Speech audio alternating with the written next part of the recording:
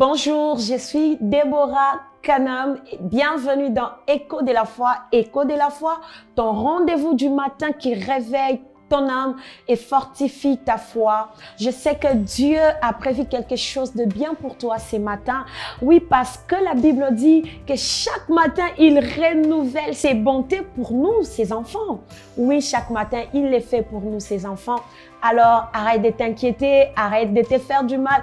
Peu importe ce que tu as vécu hier, peu importe comment tu t'es réveillé ce matin, garde la foi parce que Jésus est vivant et il nous fera énormément du bien ce matin. Oui, installe-toi, écoute ce que Écho de la foi veut te dire aujourd'hui. Et la fois passée, nous avons parlé de la grâce de Dieu qui est une faveur imméritée. Mais aujourd'hui, je vais encore approfondir un tout petit peu. Mais qui doit vivre la grâce de Dieu? Qui doit être localisé par la grâce de Dieu? Alors installe-toi, donne-moi quelques minutes et tu vas découvrir ce qu'il faut pour vivre la grâce de Dieu. Voilà, je suis dans le livre de Jean 5. Là, on nous parle d'un paralytique. Ce paralytique a fait 38 ans à la piscine de Bethesda. Il était là couché. La piscine de Bethesda, c'était un lieu où le malade venait pour trouver leur guérison. Qu'est-ce qui s'est passé? L'ange descendait et il agitait l'eau. Les plus forts pouvaient se jeter et sortir guéri. Mais cet homme-là, il n'avait personne. Pourquoi? Parce qu'il était paralysé. Il était inapte. Il ne pouvait pas se jeter dans l'eau. Et la Bible nous dit qu'il a fait 38 ans. Peut-être que c'est ta situation. Actuellement, là, ça fait 3-4 ans depuis que tu cherchais le mariage. Mais tu sers Dieu, tu pries, tu es là tout le temps, des offrandes, mais rien ne se passe. Depuis que tu es parti avec tes documents introduits par-ci, par-là, puisque tu n'as pas de relation, puisqu'il n'y a pas un chapeau, du coup, tu n'es pas reçu, personne s'occupe de ton dossier et tu es là, mais tu pries quand même.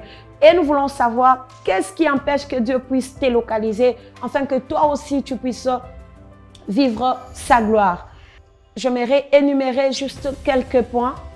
La première chose, la patience. La patience va t'aider. La patience va t'aider à vivre la main de Dieu parce que parfois Dieu nous met dans un processus. Cela peut prendre du temps. Alors si tu n'es pas patient, ça complique les choses. La deuxième des choses, c'est la disponibilité.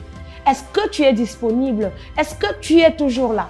Est-ce que ton attitude attire la présence de Dieu, attire la main de Dieu vers toi? Ça aussi, c'est des choses que tu dois savoir. Ta disponibilité va pousser Dieu à agir dans ta vie.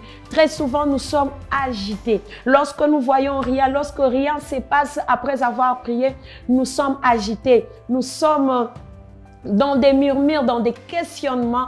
Et là, Dieu est en train de nous regarder. Alors que la Bible nous dit que cet homme était resté là. Là. Est-ce que tu es disponible? Est-ce que tu es disponible pour vivre la main de Dieu? Ce sont des questions que tu dois te poser. Bien-aimé, la grâce localise, mais elle suit toujours une disponibilité.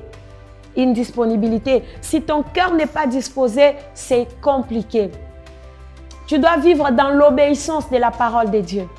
Tu dois vivre selon l'ainsi dit l'Éternel parce que Dieu ne viendra pas comme ça. Il a besoin de voir la personne marcher dans l'obéissance. Si tu obéis à sa parole, alors attends-toi que le Seigneur vraiment fera quelque chose dans ta vie. L'obéissance, bien aimé, ce n'est pas seulement quand tout va bien, même quand les choses sont compliquées, même quand tu pleures, même quand les gens se moquent de toi.